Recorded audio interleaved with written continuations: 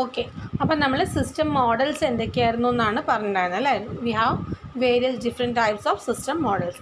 അതിലുള്ള ഫസ്റ്റ് ഒരു മോഡലാണ് കോണ്ടെക്സ്റ്റ് മോഡൽ. കോണ്ടെക്സ്റ്റ് മോഡൽ എന്ന് പറഞ്ഞു കഴിഞ്ഞാൽ നമുക്ക് ആ പേരിലുള്ള പോലെ തന്നെ നമുക്ക് ഒരു ആപ്ലിക്കേഷനിൽ എന്തൊക്കെ കാര്യങ്ങളാണ് വേണ്ടത്, what all are the various context that is to be included in an application അല്ലെങ്കിൽ ഫോർ എ സിസ്റ്റം, അതാണ് നമ്മുടെ കോണ്ടെക്സ്റ്റ് മോഡൽ. അതുപോലെ നമ്മുടെ ഒരു ആപ്ലിക്കേഷൻ്റെ അല്ലെങ്കിൽ സിസ്റ്റത്തിൻ്റെ ബൗണ്ടറി എന്തൊക്കെയാണ് എന്നുള്ളത് റെപ്രസെൻ്റ് ചെയ്യാൻ വേണ്ടി യൂസ് ചെയ്യുന്ന ഒരു മോഡലാണ് കോണ്ടെക്സ്റ്റ് മോഡൽ എന്ന് പറയുന്നത്. ഓക്കെ, ഞാൻ വായിക്കാം. At an early stage in the specification of a system, you should decide on the system boundaries, that is on what is and is not part of the system being developed. അപ്പോൾ ഒരു system develop ചെയ്യുമ്പം ആ സിസ്റ്റത്തിൽ എന്തൊക്കെ വേണം, എന്തൊക്കെ കാര്യങ്ങളാണ് സിസ്റ്റത്തിൽ ഇൻക്ലൂഡ് ചെയ്യേണ്ടത്, എന്തൊക്കെയാണ് ആ സിസ്റ്റത്തിൽ നിന്ന് ഒഴിവാക്കേണ്ടത്, അങ്ങനെയുള്ള കാര്യങ്ങളൊക്കെയാണ് നമ്മൾ ഫസ്റ്റ് തന്നെ ഒരു സിസ്റ്റം ഉണ്ടാക്കുമ്പം തന്നെ ഫസ്റ്റ് ഓക്കെ അല്ലെങ്കിൽ അതിൻ്റെ ഇനീഷ്യൽ സ്റ്റേജിൽ തന്നെ നമ്മൾ മനസ്സിലാക്കുക അല്ലേ, എന്തൊക്കെ ഇൻക്ലൂഡ് ചെയ്യണം, എന്തൊക്കെ ഇൻക്ലൂഡ് ചെയ്യേണ്ടതെന്നല്ലേ. ആഫ്റ്റർ അത് കഴിഞ്ഞതിന് ശേഷം മാത്രമാണ് നമ്മൾ അടുത്ത ഓരോ കാര്യങ്ങളിലേക്ക് പോകുന്നുള്ളൂ. So this involves working with system stakeholders to decide what functionality should be included in the system and what processing and operation should be carried out in the systems operational environment. അപ്പോൾ എന്താ ചെയ്യുക, നമ്മൾ ഈ developers എന്താ ചെയ്യുക, ഈ സ്റ്റേക്ക് ഹോൾഡേഴ്സായിട്ട് സംസാരിച്ചിട്ട് അല്ലെങ്കിൽ സ്റ്റേക്ക് ഹോൾഡേഴ്സിൻ്റെ കൂടെ ഇരുന്നിട്ട് അവർ എടുത്തുള്ള ഡാറ്റ കളക്ട് ചെയ്തിട്ട് എന്തൊക്കെ ഫങ്ഷനാലിറ്റീസ് സിസ്റ്റം ചെയ്യണം, എന്തൊക്കെ പ്രോസസ്സിങ്സ് ആണ് ഈ സിസ്റ്റം ചെയ്യേണ്ടത്, അല്ലെങ്കിൽ എന്തൊക്കെ ഓപ്പറേഷൻസ് ആണ് സിസ്റ്റം ചെയ്യേണ്ടത്, അങ്ങനെയുള്ള കാര്യങ്ങളൊക്കെ അണ്ടർസ്റ്റാൻഡ് ചെയ്യും. Okay, and you may decide that automated support for some business process should be implemented in the software being developed, but that other process should be manual or supported by different system അല്ലേ. അതുപോലെ തന്നെ നമ്മളൊരു system develop ചെയ്യുമ്പം കുറേ കാര്യങ്ങൾ automate ആയിട്ട് ചെയ്യേണ്ട, അതായത് സിസ്റ്റം തന്നെ ചെയ്യേണ്ട കുറേ കാര്യങ്ങളുണ്ടാവും. അതുപോലെ തന്നെ എല്ലാം ഓട്ടോമേറ്റഡ് ആണെന്നില്ല അല്ലേ. ഒരു ആപ്ലിക്കേഷൻ അല്ലെങ്കിൽ ഒരു സിസ്റ്റം എടുത്തു കഴിഞ്ഞാൽ അതിൽ കുറേ കാര്യങ്ങൾ ഓട്ടോമേറ്റഡ് ആയിരിക്കും, കുറേ എണ്ണം മാനുവലായിട്ട് ചെയ്യേണ്ട കാര്യങ്ങളായിരിക്കും, അല്ലെങ്കിൽ വേറെ ഏതെങ്കിലും ഒരു സിസ്റ്റം വെച്ചിട്ട് ചെയ്യേണ്ട കാര്യങ്ങളായിരിക്കും. അങ്ങനെ ഒരു സിസ്റ്റത്തിൽ എല്ലാം ഓട്ടോമേറ്റഡ് അല്ലെങ്കിൽ എല്ലാം മാനുവൽ എല്ലാത്തിനും കൂടി ഒരു കോമ്പിനേഷനായിട്ടാണ് നോർമലി ഉണ്ടാവുക. Okay, and these decisions should be made early in the process to limit the system cost and the time needed for understanding the system requirement and design. അപ്പോൾ ഞാൻ പറഞ്ഞല്ലോ നേരത്തെ കുറച്ച് ഓട്ടോമേറ്റ് ചെയ്യേണ്ട കാര്യങ്ങളുണ്ടാവും, കുറച്ച് മാനുവലി തന്നെ ചെയ്യണം. അപ്പോൾ അതെന്തൊക്കെയാണ്, ഇപ്പോൾ ഒരു സിസ്റ്റം ഡെവലപ്പ് ചെയ്യുമ്പം അതെന്തൊക്കെയാണെന്നുള്ളത് നമ്മൾ ഫസ്റ്റ് ഐഡൻറ്റിഫൈ ചെയ്യണം. അതായത് എന്തൊക്കെ കാര്യങ്ങളാണ് ഓട്ടോമേറ്റ് ചെയ്യേണ്ടത്, എന്തൊക്കെ കാര്യങ്ങളാണ് അതിൽ മാനുവലി അവർ ചെയ്യാൻ പോകുന്നത്, അങ്ങനെയുള്ള കാര്യങ്ങളൊക്കെ കറക്റ്റായിട്ട് അത് അണ്ടർസ്റ്റാൻഡ് ചെയ്യണം. ഓക്കെ, എന്നിട്ട് വേണം നമ്മൾ സിസ്റ്റം ഡെവലപ്പ് ചെയ്യാൻ വേണ്ടിയിട്ട്. ദെൻ ഇനി നമുക്ക് എന്താ വെച്ചാൽ നമുക്ക് എല്ലാ സിസ്റ്റത്തിൻ്റെ കേസല്ല, ചില ആപ്ലിക്കേഷൻ അല്ലെങ്കിൽ ചില സിസ്റ്റത്തിൻ്റെ കേസ് എടുത്തു കഴിഞ്ഞാൽ അതിൽ ബൗണ്ടറീസ് എന്തൊക്കെയാണെന്നുള്ളത് നമുക്ക് കറക്റ്റായിട്ട് മനസ്സിലാവും. പക്ഷേ ചില സിസ്റ്റത്തിന് അതിൻ്റെ ബൗണ്ടറീസ് എന്തൊക്കെയാണെന്നുള്ളത് നമുക്ക് ക്ലിയർ ആയിരിക്കില്ല. അപ്പോൾ രണ്ട് തരത്തിലുള്ള സിസ്റ്റം ഡെവലപ്മെൻറ്റ്, അതായത് അതൊക്കെ എന്ന് പറഞ്ഞാൽ ആപ്ലിക്കേഷനെ ബേസ് ചെയ്തിരിക്കും. ഓക്കെ, അതാണ് ഞാൻ പറഞ്ഞത്. അപ്പോൾ ചില ആപ്ലിക്കേഷൻ, സിസ്റ്റം എന്ന് ഉദ്ദേശിക്കുന്ന ആപ്ലിക്കേഷൻ തന്നെ കേട്ടോ. സോ ചില ആപ്ലിക്കേഷനിൽ അതിൻ്റെ ഒരു ആപ്ലിക്കേഷനിലുള്ള ഓരോന്നിൻ്റെയും അല്ലെങ്കിൽ എൻറ്റയർ ആപ്ലിക്കേഷൻ്റെ ബൗണ്ടറി എന്തൊക്കെയാണ്, അതിൽ എന്തൊക്കെ കാര്യങ്ങളാണ് വരേണ്ടത്, എന്തൊക്കെയാണ് അതിന് എക്സ്ക്ലൂഡ് ചെയ്യേണ്ടത് എന്നുള്ളതൊക്കെ നമുക്ക് ക്ലിയർ കട്ടായിട്ട് മനസ്സിലാവും. ബട്ട് ചില കേസിൽ എന്താണ്, നമുക്കതൊന്നും ക്ലിയർ ആവണമെന്നില്ല. അങ്ങനെ രണ്ട് ടൈപ്പ് ഓഫ് സിസ്റ്റംസ് ഉണ്ടാവാം. ഓക്കെ, അപ്പോൾ അതൊക്കെ ഇത് നമ്മൾ ഫസ്റ്റ് അണ്ടർസ്റ്റാൻഡ് ചെയ്തെടുക്കണം.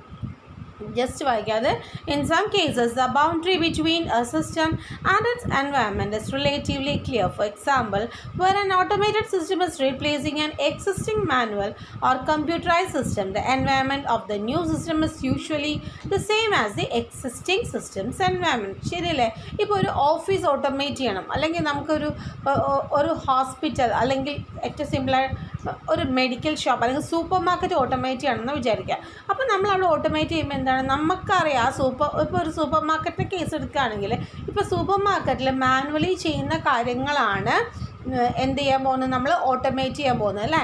അതിൽ വരുന്നതായിരിക്കും നമ്മുടെ ബില്ലിങ് വരും, പിന്നെ ഓർഡറിങ്, പെർച്ചേസ്, പിന്നെ അതുപോലെ തന്നെ റിപ്പോർട്ട് ഉണ്ടാക്കുക, അങ്ങനെയുള്ള കുറേ കാര്യം. പിന്നെ എംപ്ലോയീസിൻ്റെ അറ്റൻഡൻസ് മാർക്ക് ചെയ്യുക, അതൊക്കെ മാനുവലി ഉള്ളതാണെങ്കിൽ അതൊക്കെ അങ്ങനെയുള്ള കാര്യങ്ങളൊക്കെയാണ് നമ്മൾ എന്ത് ചെയ്യുക, ഓട്ടോമേറ്റ് ചെയ്യുക. അപ്പോൾ ഈ സൂപ്പർ മാർക്കറ്റിൻ്റെ കേസ് എടുക്കുകയാണെങ്കിൽ നമുക്കതിൽ ക്ലിയർ ആണ് എന്തൊക്കെ കാര്യങ്ങളാണ് അതിൽ വരിക എന്നുള്ളത്.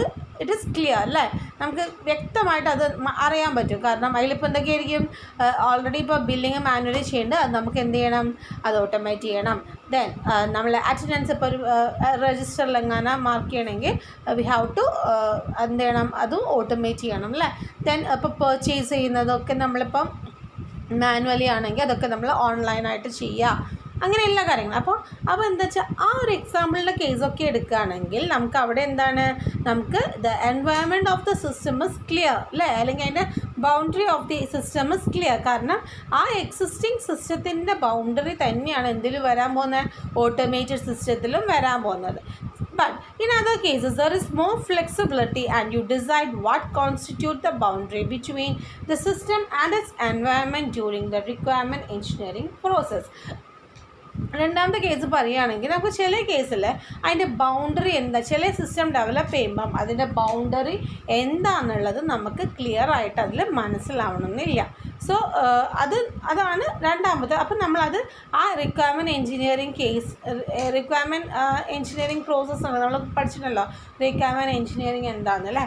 സോ ആ റിക്വയർമെൻറ്റ് എഞ്ചിനീയറിങ് പ്രോസസ്സ് നടക്കുമ്പോൾ തന്നെ അതിന് നമ്മൾ അല്ലെങ്കിൽ ആ ഒരു റിക്വയർമെൻറ്റ്സ് കളക്ട് ചെയ്യുന്ന ടൈമിൽ തന്നെ അതിന് കുറച്ചും കൂടി ക്ലിയർ ആയിട്ട് കാര്യങ്ങളൊക്കെ മനസ്സിലാക്കണം. എന്തൊക്കെയാണ് ബൗണ്ടറി, സ്പെസിഫിക് അല്ലാത്ത കേസിലാണെങ്കിൽ പറയുന്നത്, അല്ലെങ്കിൽ നമുക്ക് ക്ലിയർ ആണെങ്കിൽ കുഴപ്പമില്ല, അതല്ലെങ്കിൽ നമ്മളങ്ങനെ ചെയ്യേണ്ടി വരും. ഒരു എക്സാമ്പിളും കൂടി ഇതിൽ പറയുന്നുണ്ട്. ഒരു Mentcare patient information system. ഇപ്പോൾ നമുക്കൊരു മെൻറ്റ് കെയർ പേഷ്യൻ്റ് ഇൻഫർമേഷൻ സിസ്റ്റമാണ് ഡെവലപ്പ് ചെയ്യേണ്ടത്. ആൻഡ് ദിസ് സിസ്റ്റം എന്ന് പറയുന്നത് to manage information about patients attending mental health clinics and the treatments have been prescribe. അപ്പോൾ ഈ മെൻ്റൽ ഹെൽത്ത് ക്ലിനിക്സ് അറ്റൻഡ് ചെയ്യുന്ന പേഷ്യൻസിൻ്റെ ഡീറ്റെയിൽസും അവർ എന്തൊക്കെ മെഡിസിൻസാണ് എടുക്കുന്നത്, അവർ ട്രീറ്റ്മെൻറ്റിൻ്റെ കാര്യങ്ങളൊക്കെ ഡിഫൈൻ ചെയ്ത് വെച്ചിട്ടുള്ള ഒരു സിസ്റ്റമാണ് meant care patient information system എന്ന് വിചാരിക്കാം. So, in the developing the specification of the system, you have to decide whether the system should focus exclusively on collecting information about consultations or whether it should also collect personal patient information. അപ്പോൾ അതിൽ എന്താണ്, ഇതിൽ നമുക്ക് clear അല്ല, mental ഇതല്ലേ, mental patients ആയതുകൊണ്ട് തന്നെ നമുക്ക് എന്താണ് അവിടെ നമുക്ക് അത് ഇറ്റ് ഇസ് നോട്ട് ക്ലിയർ അല്ലേ. എന്ന് വെച്ചാൽ അവരെ ഈ കൺസൾട്ടിങ് ആയിട്ടുള്ള കാര്യങ്ങൾ മാത്രം ഇതിൽ സ്റ്റോർ ചെയ്താൽ മതിയോ, അല്ലെങ്കിൽ അവരെ പേഴ്സണൽ ഡീറ്റെയിൽസ് കാര്യങ്ങളൊക്കെ നമ്മുടെ സിസ്റ്റത്തിൽ ഇൻക്ലൂഡ് ചെയ്യേണ്ടി വരുമോ, അങ്ങനെയുള്ള കാര്യങ്ങളൊന്നും ഇറ്റ് ഡിപ്പെൻസ് അല്ലേ. അതെപ്പോഴും എല്ലാം ഒരേപോലെയാണെന്നില്ല, അത് ക്ലിയർ ആവണമെന്നില്ല. And the advantage of relying on other system for patient information is that you avoid duplicating data. നമുക്കിവിടെ ഡ്യൂപ്ലിക്കേറ്റ് ഡാറ്റാസൊക്കെ ഒഴിവാക്കാം. ആൻഡ് ഇതിൻ്റെ മേജർ ഡിസഡ്വാൻറ്റേജ് വന്ന് is that using other system may make it slower to access information and if these systems are unavailable then it may be impossible to use Mentcare system. അപ്പോൾ ഇതിൻ്റെ disadvantage എന്താണെന്ന് വെച്ച് കഴിഞ്ഞാൽ ഇത് പൊതുവേ slow ആയിരിക്കും, അത്രയും ഡാറ്റാസ് വരാം. രണ്ടാമത് എന്താണെന്ന് വെച്ചാൽ ഈവൻ ഇപ്പോൾ ഈ ഒരു സിസ്റ്റം ഫെയിൽ ആയി കഴിഞ്ഞാൽ നമ്മൾ ഇവരെ ഡാറ്റാസ് കംപ്ലീറ്റ് എവിടെയാണുള്ളത്, എല്ലാം ഈ ഒരു സിസ്റ്റത്തിലാണ് നമ്മൾ സ്റ്റോർ ചെയ്ത് വെച്ചിട്ടുള്ളത് അല്ലേ. So if the system fails the entire data will be loss. അങ്ങനെ ഒരു ഡ്രോബാക്കും ഇവിടെ ഉണ്ടാവും. അതിൻ്റെ ഒരു എക്സാമ്പിൾ ഞാൻ കാണിച്ചു തരാം. ഈ ഒരു ഫിഗർ വരച്ച് ഒരു കോണ്ടെക്സ്റ്റ് ഡയഗ്രാം കേട്ടോ, ഒരു കോണ്ടെക്സ്റ്റ് മോഡലാണ് ഈ ഒരു കാണിച്ചിട്ടുള്ളത്. നമ്മൾ പറഞ്ഞ മെൻറ്റ് കെയർ സിസ്റ്റത്തിൻ്റെ ഒരു കോണ്ടെക്സ്റ്റ് മോഡൽ. ഈ മെൻറ്റ് കെയർ സിസ്റ്റത്തിൽ എന്തൊക്കെയാണ് ഉള്ളത്, മെൻറ്റ് കെയർ നടുവിൽ ആ സിസ്റ്റത്തിന് പേര് കൊടുത്തു മെൻറ്റ് കെയർ. അതിൽ എന്തൊക്കെ വരുന്നുണ്ട്, പേഷ്യൻ്റ് റെക്കോർഡ് സിസ്റ്റം വരുന്നുണ്ട്, അഡ്മിഷൻ സിസ്റ്റം വരുന്നുണ്ട്, പ്രിസ്ക്രിപ്ഷൻ സിസ്റ്റം വരുന്നുണ്ട്, appointment system, HC statistic system and management reporting system. അല്ലെങ്കിൽ ഇത്രയും മൊഡ്യൂൾസാണ് ഈ ഒരു സിസ്റ്റത്തിന് വരുന്നത്. ക്ലിയർ? അപ്പോൾ ഇതിൻ്റെ ഓരോ കോണ്ടെക്സ്റ്റുകൾ അല്ലെങ്കിൽ ഇതിൻ്റെ മൊഡ്യൂൾസും കോണ്ടെക്സ്റ്റൊക്കെ ഒന്നെന്ന് പറയാം ഏകദേശം. അതാണ് നമ്മൾ ഈ ഒരു എക്സാമ്പിൾ കാണിച്ചത്. And this is a context diagram അല്ലെങ്കിൽ context model for Mentcare system കേട്ടോ. ഓക്കെ, അപ്പോൾ നമ്മളിപ്പോൾ കണ്ടിട്ടുള്ള ഫിഗറിൽ അത് ഞാൻ പറഞ്ഞ ഒരു കോണ്ടെക്സ്റ്റ് ഫിഗറാണ് അല്ലെങ്കിൽ കോണ്ടെക്സ്റ്റ് മോഡലാണ് ഓഫ് മെൻ കെയർ സിസ്റ്റം. അപ്പോൾ ഇതിൽ എന്താ കാണിക്കുന്നതെന്ന് വെച്ച് കഴിഞ്ഞാൽ നമ്മുടെ സിസ്റ്റം എന്താണ്, മെൻ കെയർ സിസ്റ്റം ആണ് അല്ലേ. സോ ഈ മെൻ കെയർ സിസ്റ്റം എന്ന് പറയുന്ന ഈ ഒരു പെർട്ടിക്കുലർ സിസ്റ്റം ഏതൊക്കെ സിസ്റ്റംസ് ആയിട്ട് കണക്റ്റഡ് ആണ്, അല്ലെങ്കിൽ ഇതിന് ബൗണ്ടറീസിൽ എന്തൊക്കെ സിസ്റ്റംസ് ആണ് ഇതിലുള്ളത്, അങ്ങനെയുള്ളത് കാണിക്കുന്ന ഒരു ഡയഗ്രാമാണ് നമ്മുടെ കോണ്ടെക്സ്റ്റ് മോഡൽ എന്ന് പറയുന്നത്. സോ ദ ഫിഗർ 5.1 as നേരത്തെ കണ്ട ഫിഗറാണ്, is a context model that shows the main care system and the other system in its environment. ആ main care system അതേ എൻവയറമെൻറ്റിലുള്ള ബാക്കി സിസ്റ്റംസ്, അവിടെ അഡ്മിഷൻ നടക്കുന്നുണ്ട്, മാനേജ്മെൻറ്റ് റിപ്പോർട്ട് ഉണ്ടാക്കുന്നുണ്ട്, ഇതൊക്കെ ഇതിനെ ബേസ് ചെയ്ത്. അപ്പം മെൻ കെയർ സിസ്റ്റവും അതുപോലെ തന്നെ അതേ എൻവയറമെൻറ്റിലുള്ള ബാക്കി സിസ്റ്റംസും കാണിക്കുന്ന അല്ലെങ്കിൽ ആ സിസ്റ്റംസ് തമ്മിൽ ലിങ്കും കൂടി കാണിക്കുന്നുണ്ട് കേട്ടോ. അത് കാണിക്കുന്ന ഒരു കോണ്ടെക്സ്റ്റ് മോഡലാണ് നമ്മൾ മുകളിൽ കണ്ടിട്ടുള്ളത്. Okay, and you can see that the Mentcare system is connected to an appointment system and a more general patient record system with which it shares data അല്ലേ. നമുക്ക് നേരത്തെ ഫിഗർ നോക്കൂ, ഈ മെൻ കെയർ സിസ്റ്റം ഇവിടെയുള്ള എല്ലാ systems ഇതൊക്കെ ഓരോ type different systems ആണ്. നമ്മൾ പറയുന്ന സിസ്റ്റം മെൻ കെയർ ആണ്. So this Mentcare system is connected with എന്തൊക്കെയായിട്ടാണ്, പേഷ്യൻറ്റ് റെക്കോർഡ് സിസ്റ്റമായിട്ട് കണക്റ്റഡ് ആണ്, അഡ്മിഷൻ സിസ്റ്റമായിട്ട് കണക്റ്റഡ് ആണ്, prescription system, appointment system, HC status system and management reporting system. ഇപ്പോൾ നിങ്ങളിങ്ങനെ ആലോചിച്ചാൽ മതി, ഒരു ഹോസ്പിറ്റലാണ് എടുക്കുക. ആ ഹോസ്പിറ്റലിൽ ഇങ്ങനെ ഓരോ സെക്ഷൻസും ഓരോ ഇതും ഉണ്ടാവും അല്ലേ, ഓരോ സെക്ഷൻസ് ആയിട്ടായിരിക്കും ഉണ്ടാവുക. നമ്മളിവിടെ മെൻ കെയറിനെ മാത്രമാണ് നമ്മൾ ഡെവലപ്പ് ചെയ്യുന്നത്, ഈ ഒരു സിസ്റ്റം മാത്രമാണ് കൺസിഡർ ചെയ്യുന്നതെങ്കിൽ ഈ ഒരു സിസ്റ്റം ആ ഒരു ഹോസ്പിറ്റൽ അല്ലെങ്കിൽ ആ ഒരു പെർട്ടിക്കുലർ എൻവയറമെൻറ്റിലുള്ള ഈ കാണുന്ന ഡിഫറെൻറ്റ് സിസ്റ്റംസ് ആയിട്ട് കണക്റ്റഡ് ആണ് എന്നാണ് ഇവിടെ കാണിച്ചിട്ടുള്ളത് കേട്ടോ. Okay, and the system is also connected to systems for management, നേരത്തെ നമ്മൾ കണ്ടു തന്നെ, for management reporting and hospital admission and a statistic system that collects information for research. Finally, it makes use of a prescription system to generate prescriptions for patients' medication. നമ്മൾ കണ്ടില്ലേ, അപ്പം ഈ men care system എന്തൊക്കെയായിട്ട് connected ആണെന്നാണ് പറയുന്നത്, അത് appointment സിസ്റ്റമായിട്ട് connected ആണ്, patient record സിസ്റ്റമായിട്ട് connected ആണ്, then it is connected with management reporting, hospital admission, statistic system and finally it is also connected with the prescription system. അപ്പോൾ ആ ഒരു ഹോസ്പിറ്റലിലുള്ള ഇത്രയും വേരിയസ് സിസ്റ്റംസ് ആയിട്ടാണ് ഈ ഒരു നമ്മുടെ മെൻ കെയർ സിസ്റ്റം കണക്റ്റഡ് ആയിട്ടുള്ളത്. അപ്പോൾ അങ്ങനെ കാണിക്കുന്ന ഒരു ഡയഗ്രാം അല്ലെങ്കിൽ ഒരു മോഡലിനെയാണ് നമ്മൾ എന്ത് പറയുക, കോണ്ടെക്സ്റ്റ് മോഡൽ എന്ന് പറയുന്നത് കേട്ടോ. സോ കോണ്ടെക്സ്റ്റ് മോഡൽ എന്ന് പറയുന്നത് it shows the boundaries of A system within an environment. ഒരു എൻവയറമെൻറ്റിൽ ആ സിസ്റ്റം ഏതൊക്കെ സിസ്റ്റംസ് ആയിട്ട് അല്ലെങ്കിൽ അതിൻ്റെ ബൗണ്ടറീസിൽ എന്തൊക്കെ സിസ്റ്റംസ് ഉണ്ട്, എന്തൊക്കെയായിട്ട് കണക്റ്റഡ് ആണെന്നാണ് കാണിക്കുന്നത്.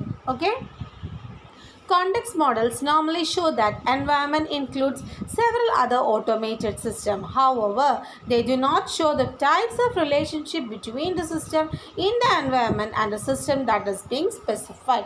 Just ഏതൊക്കെ സിസ്റ്റംസ് ആയിട്ട് കണക്റ്റഡ് ആണ് അല്ലെങ്കിൽ ഏതൊക്കെ ഓട്ടോമേറ്റഡ് സിസ്റ്റംസ് ആയിട്ട് കണക്റ്റഡ് ആണെന്ന് മാത്രമേ കാണിക്കുന്നുള്ളൂ.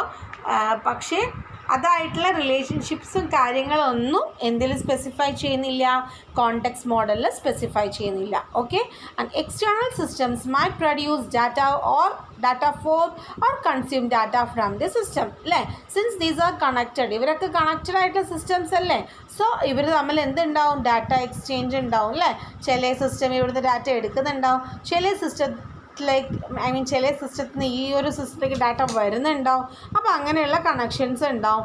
And these data transmission is done through a network or not connected at all. ചില സിസ്റ്റമായിട്ട് തീരെ കണക്റ്റഡ് ആയിരിക്കില്ല, ആൻഡ് കണക്ട് ചെയ്ത സിസ്റ്റമായിട്ട് നെറ്റ്വർക്ക് വഴിയായിരിക്കും ഡാറ്റ ട്രാൻസ്മിഷൻ നടക്കുന്നുണ്ടാവുക.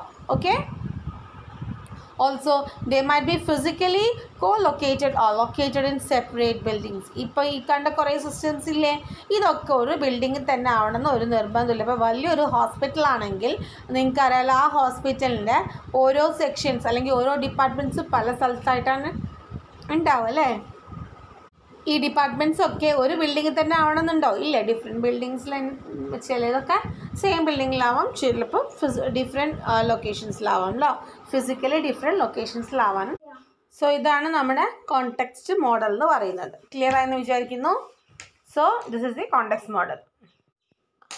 നെക്സ്റ്റ് നമുക്ക് അടുത്ത മോഡൽ നോക്കാം, interaction models.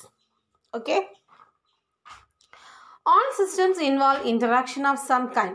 This can be a user interaction which involves user inputs and outputs, interaction between the software being developed and other systems in its environment, or interaction between the components of a software system.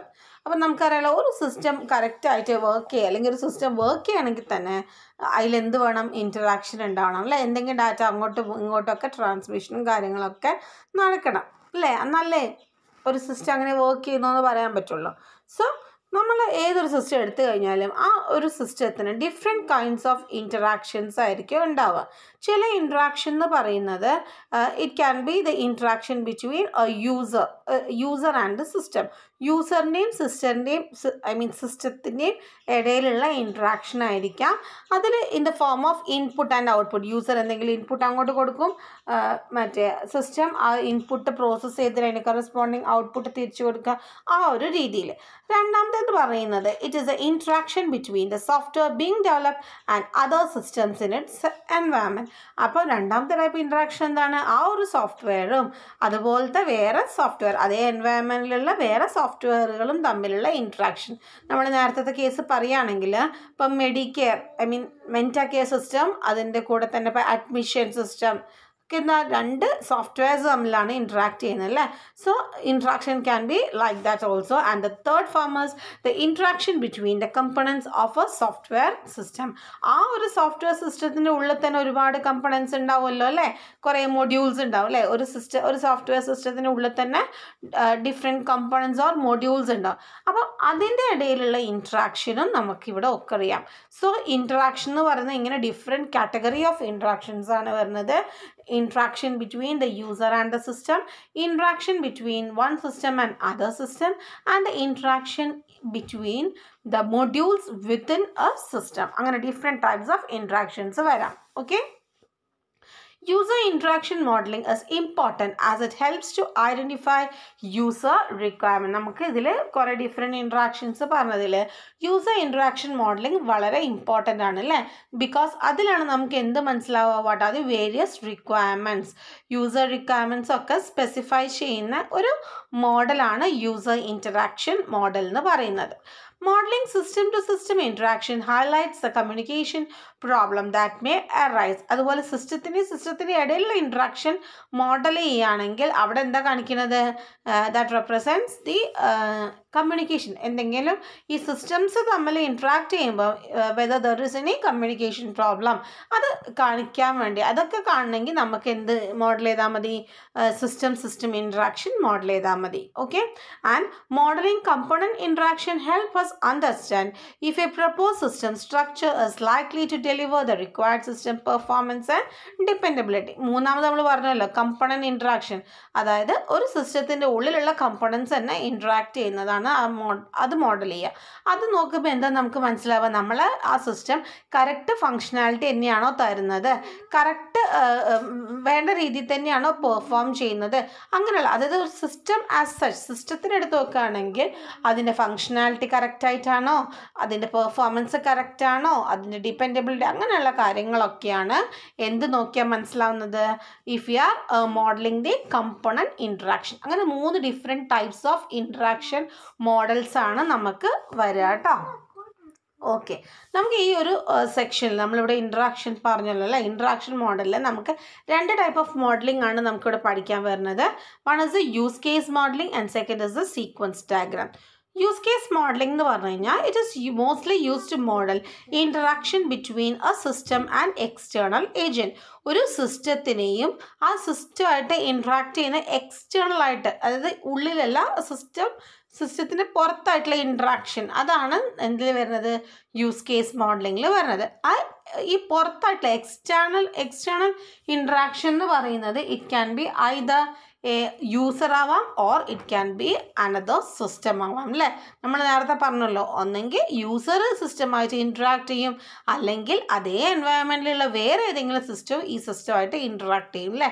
So അങ്ങനെയുള്ള external system അല്ലെങ്കിൽ external ഇൻ്റർഫേസായിട്ട് ഈ ഒരു സിസ്റ്റത്തിനെ interaction represent ചെയ്യാൻ വേണ്ടി use ചെയ്യുന്ന ഡയഗ്രാമാണ് എന്ത്, നമ്മുടെ use case modelling എന്ന് പറയുന്നത്. Next sequence diagram. Sequence diagram എന്ന് പറയുന്നത് അത് അതിൻ്റെ ഉള്ളിലുള്ള ആ സിസ്റ്റത്തിൻ്റെ ഉള്ളിലുള്ള ആക്ടിവിറ്റീസ് അത് റെപ്രസെൻ്റ് ചെയ്യുന്ന ഡയഗ്രാമാണ് നമ്മുടെ സീക്വൻസ് ഡയഗ്രാം എന്ന് പറയുന്നത്. അല്ലെങ്കിൽ അതിൻ്റെ ഉള്ളിലുള്ള ഫങ്ഷണാലിറ്റീസ് ഒക്കെ നമുക്ക് റെപ്രസെൻ്റ് ചെയ്യുന്ന ഡയഗ്രാമാണ് സീക്വൻസ് ഡയഗ്രാം എന്ന് പറയുന്നത്. അത് നമ്മൾ പറഞ്ഞ ലാസ്റ്റ് കേസിലാണ് അത് അപ്ലൈ ചെയ്യുക. എന്താ വരുന്നത്? Interaction between the components within a system. ഒരു സിസ്റ്റത്തിൻ്റെ ഉള്ളിലുള്ള കമ്പണൻസിൻ്റെ ഇൻറ്ററാക്ഷനാണ് ഈ ഒരു സീക്വൻസ് ഡയഗ്രത്തിൽ വരിക കേട്ടോ. നോക്കാം. Sequence diagram which are used two model interaction between the system components although external agents may also be included. അപ്പോൾ മെയിനായിട്ട് ഇത് സിസ്റ്റത്തിൻ്റെ ഉള്ളിലുള്ള ഇൻറ്ററാക്ഷൻ റെപ്രസെൻ്റ് ചെയ്യാൻ വേണ്ടി യൂസ് ചെയ്യുന്ന ഡയഗ്രാമാണ് എന്ത്? സീക്വൻസ് ഡയഗ്രാം എന്ന് പറയുന്നത്. ക്ലിയർ? അപ്പോൾ ഇങ്ങനെ ജനറലായിട്ട് 2 കാറ്റഗറിയാണ് വരുന്നത് കേട്ടോ. അതിൽ നോക്കാം. The use case models and sequence diagrams present interactions at different levels of details and so may be used together. അപ്പോൾ നമുക്ക് ഈ 2 ടൈപ്പ് ഡയഗ്രാംസ് ആണ്, അല്ലെങ്കിൽ 2 ടൈപ്പ് മോഡലിംഗ് ആണുള്ളത്. രണ്ടും ഡിഫറെൻറ്റ് ലെവൽസ് ഓഫ് റെപ്രസെൻറ്റേഷൻ ആണ്, അല്ലെങ്കിൽ മോഡലിംഗ് ആണ് കാണിക്കുന്നത്. അപ്പോൾ നമുക്ക് രണ്ടും എന്ത് ചെയ്യാം? ഒരുമിച്ച് യൂസ് ചെയ്യാൻ പറ്റും. ഓക്കെ, അതിൽ ഒരു മോഡലാണ് നമ്മുടെ use case modelling. So, first category is use case modeling. Use case modeling was originally developed by Ivor Jacobson in 1990s, and a UML diagram type to support use case modeling is part of the UML. Actually, UML ഞാൻ നേരത്തെ പറഞ്ഞിട്ടുണ്ടായിരുന്നല്ലോ അല്ലേ? ഐവർ ജാക്കബ്സണും റംബർഗും എല്ലാവരും കൂടി develop ചെയ്തിട്ടുള്ള ഒരു modelling language ആണ് UML എന്ന് പറയുന്നത്.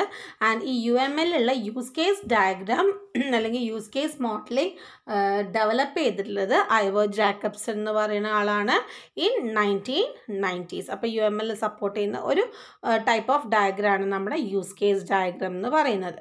ഇനി നമ്മൾ യൂസ് കേസ് ഡയഗ്രത്തിൽ നമ്മൾ യൂസ് ചെയ്യുന്ന ഓരോന്നിൻ്റെയും ഇതാണ് ഇവിടെ കാണിക്കുന്നത്. ഇതിൽ നമ്മൾ ആക്ടേഴ്സ് ഉണ്ടാവും. ആക്ടേഴ്സ് എന്ന് പറഞ്ഞു കഴിഞ്ഞാൽ ആരൊക്കെയാണ് ആ ഒരു സിസ്റ്റം യൂസ് ചെയ്യുന്നത് എന്നുള്ളതാണ് നമ്മുടെ ആക്ടേഴ്സ്. അപ്പം നമ്മൾ നേരത്തെ മെൻറ്റ് കെയർ സിസ്റ്റം ആണെങ്കിൽ അതിൽ medical receptionist, patient record system, അതൊക്കെയാണെങ്കിൽ ആക്ടേഴ്സ് ആയിട്ട് വരുന്നത് കേട്ടോ. പിന്നെ അതിൽ ഡിസ്ക്രിപ്ഷൻ ഡീറ്റെയിൽസ്, അതിൻ്റെ എന്തൊക്കെയാണ് അതിൻ്റെ ആ പേഷ്യൻ്റെ റെക്കോർഡ്, ഡാറ്റാബേസും അങ്ങനത്തെ കാര്യങ്ങളൊക്കെയാണ് ഡിസ്ക്രിപ്ഷനിൽ ഉണ്ടാവുക. പിന്നെ ഡാറ്റ ഉണ്ടാവും. അതിൽ ഇതുപോലെ പേഷ്യൻറ്റിൻ്റെ പേഴ്സണൽ ഇൻഫർമേഷൻ, ട്രീറ്റ്മെൻറ്റ് ഡീറ്റെയിൽസ് അല്ല, ട്രീറ്റ്മെൻറ്റ് സമ്മറി, അങ്ങനത്തെ കാര്യങ്ങളൊക്കെയാണ് ഡാറ്റയിൽ. ദെൻ സ്റ്റിമുലസ് ഉണ്ടാവും. സ്റ്റിമുലസ് എന്ന user command issued by medical receptionist, അവർ കൊടുക്കുന്ന കമാൻഡ്സ് ആണ് സ്റ്റിമുലസ്. ദെൻ റെസ്പോൺസ് ഉണ്ടാവും. Confirmation that PRS has been update ചെയ്തു എന്നുള്ളതിൻ്റെ കൺഫർമേഷൻ, അതാണ് റെസ്പോൺസ് എന്ന് പറയുന്നത്. അങ്ങനത്തെ കാര്യങ്ങൾക്ക് റെസ്പോൺസ്. പിന്നെ കമൻസ് ഉണ്ടാവും. ഓക്കെ, അപ്പോൾ മെൻറ്റ് കെയർ സിസ്റ്റത്തിൽ ഉണ്ടാവുന്ന ഡാറ്റാസ് ഈ ഒരു ഡിഫറെൻറ്റ് ടൈപ്സ് ഓഫ് ഡാറ്റാസ് ആണ് ഉണ്ടാവുക. Tabular description of the transfer data use case. അപ്പം മെൻറ്റ് കെയറിലുള്ള ട്രാൻസ്ഫർ ഡാറ്റേൻ്റെ യൂസ് കേസ് ഡയഗ്രത്തിൽ ഉണ്ടാവുന്ന കുറച്ച് കാര്യങ്ങളാണ് പറഞ്ഞത്. Actors, description, data, stimulus, response and comments. Okay.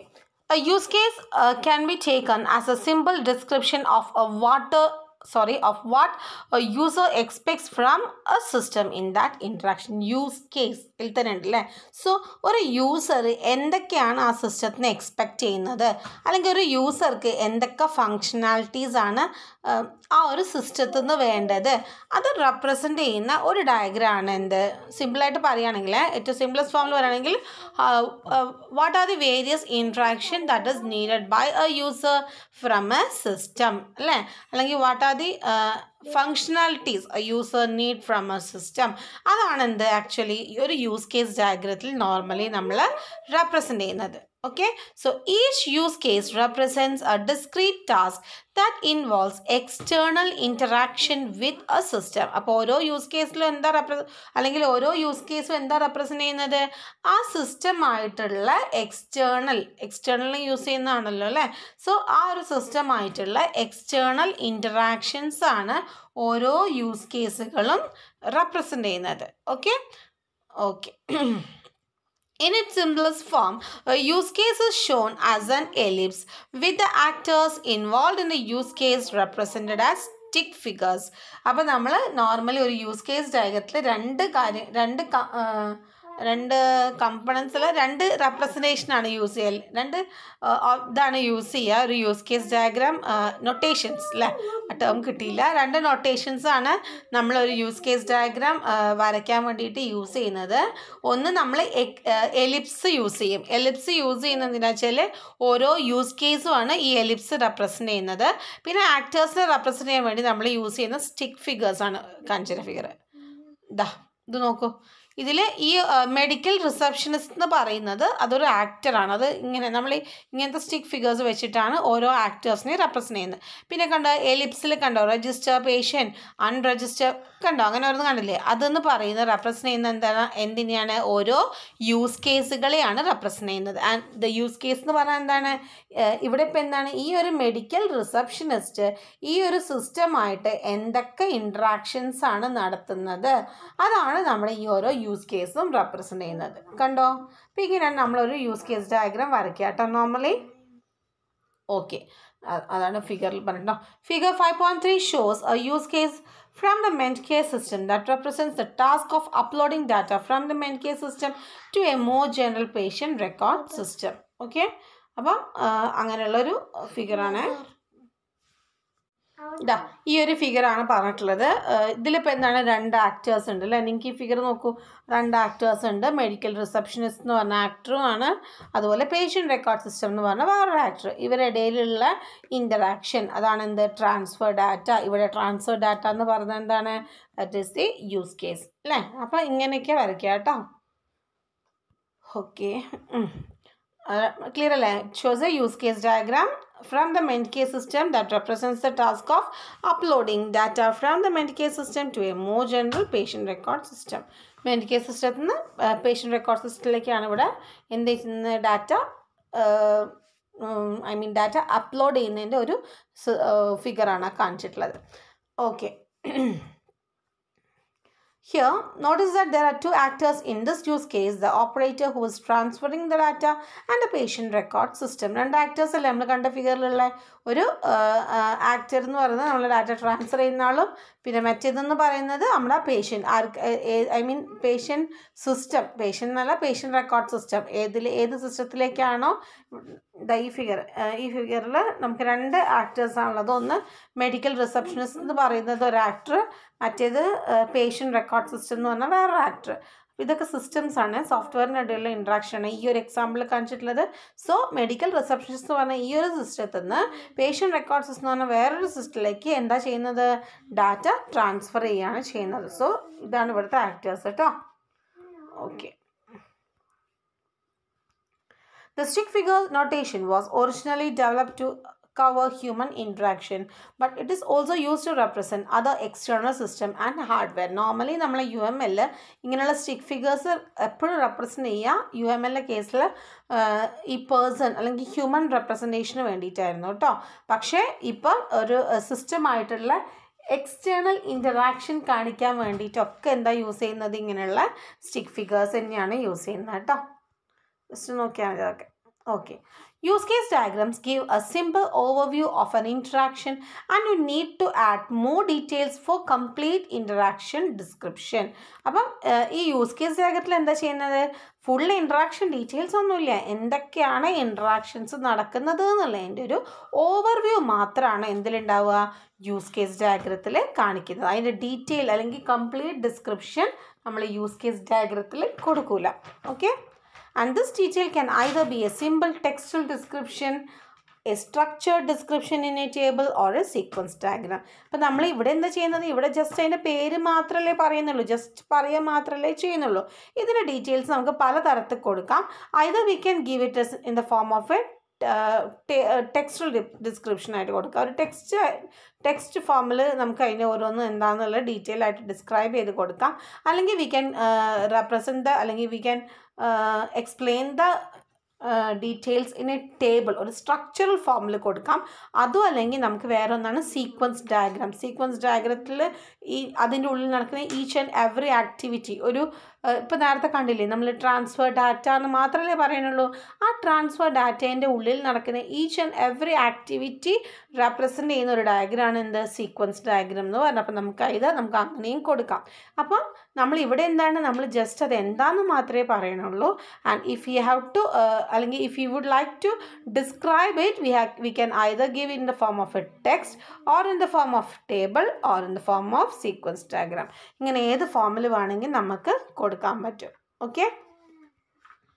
Okay then composite use case diagram shows a number of different use cases. ഒന്നിലധികം നേരത്തെ കണ്ടതിൽ നമ്മൾ ഒരൊറ്റ യൂസ് കേസേ ഉള്ളൂ അല്ലേ, ട്രാൻസ്ഫർ ഡാറ്റ എന്ന് പറഞ്ഞ യൂസ് കേസ് മാത്രമേ ഉള്ളൂ. കോമ്പോസിറ്റ് യൂസ് കേസ് ഡയഗ്രത്തിൽ എന്താ ഉണ്ടാവുക, ഒന്നിലധികം യൂസ് കേസസ് ഉള്ള ഡയഗ്രത്തിനാണ് നമ്മൾ എന്ത് പറയുക കോമ്പോസിറ്റ് യൂസ് കേസ് ഡയഗ്രം എന്ന് പറയുന്നത്.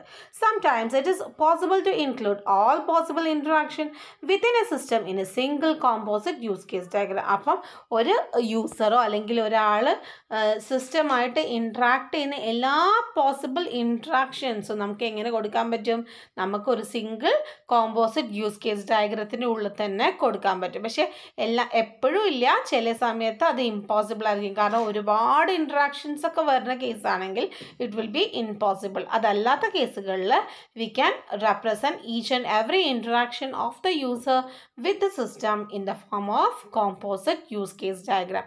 അതാണ് നമ്മളിവിടെ നേരത്തെ കണ്ട യൂസ് കേസ് ഡയഗ്രാം കേട്ടോ. And this is A composite use case diagram of A medical receptionist അല്ലേ. മെഡിക്കൽ റിസപ്ഷനിസ്റ്റിൻ്റെ യൂസ് കേസ് ഡയഗ്രാം ആണ് കാണിച്ചിട്ടുള്ളത്. ഇതിൽ ആക്ടർ എന്ന് പറയുന്നത് മെഡിക്കൽ റിസപ്ഷനിസ്റ്റ് ആണ്. ഇതിൽ register patient, unregistered patient, view patient info, transfer data, contact patient എന്നൊക്കെ പറയുന്നത് ഇവിടെ എന്താണ് ഡിഫറെൻറ്റ് യൂസ് കേസസ് ആണ് അല്ലേ, അല്ലെങ്കിൽ വേരിയസ് ഇൻട്രാക്ഷൻസ് ആണ്. ഈ മെഡിക്കൽ റിസപ്ഷനിസ്റ്റ് ഈ ഒരു സിസ്റ്റമായിട്ട് മെൻറ്റ് കെയർ സിസ്റ്റമായിട്ട് ഇൻട്രാക്ട് ചെയ്യുന്ന വേരിയസ് ഇൻട്രാക്ഷൻസ് ആണ് ഇവിടെ കാണിച്ചിട്ടുള്ളത്. And this is an example of composite use case diagram. Okay so ഇതാണ് നമ്മുടെ യൂസ് കേസ് ഡയഗ്രാം. നമുക്കൊന്നും കൂടി വരുന്നുണ്ട്, ഇൻട്രാക്ഷൻ ഡയഗ്രത്തിൽ വരുന്ന ഒന്നും കൂടിയാണ് സീക്വൻസ് ഡയഗ്രാം. ഞാൻ നെക്സ്റ്റ് വീഡിയോ ആയിട്ട് ഇടാം കേട്ടോ. Okay, thank you.